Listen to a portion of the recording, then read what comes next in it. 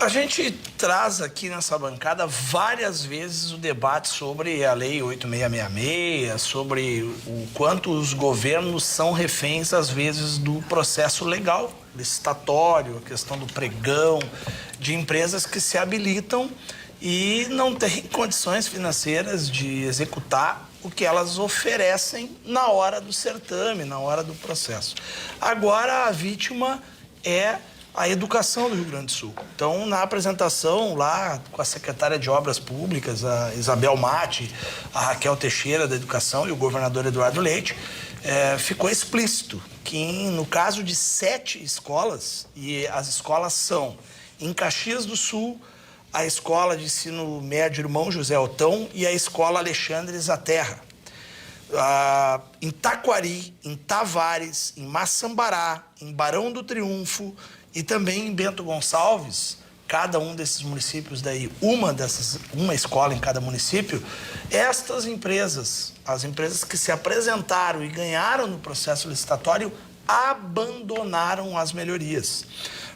Abandonaram por não ter condições de fazer as obras que elas disseram na hora do certame que poderiam fazer.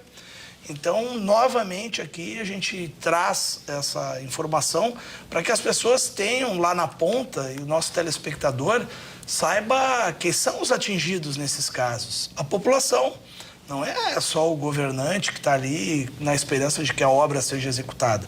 Então, nos casos dessas cidades, elas vão ter um atraso, vão ser comprometidas, porque as escolas não vão ter as obras que foram licitadas pelo governo.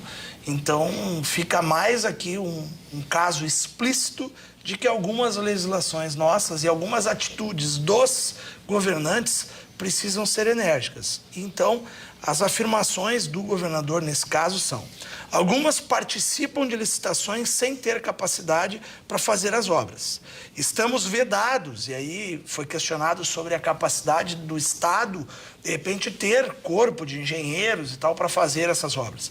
E ele deixou claro que o Estado do Rio Grande do Sul está vedado pela Lei de Responsabilidade Fiscal, por causa da queda de arrecadação, de ir nesse sentido de contratação e etc.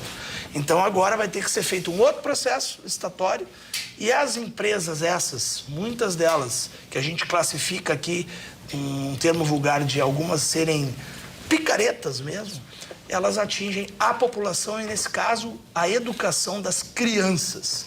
Então, fica de novo aqui esse alerta para que a gente busque alguma legislação que não permita que essas empresas continuem tendo esse hábito de se apresentar um precinho lá bem baixo e não conseguir executar as obras.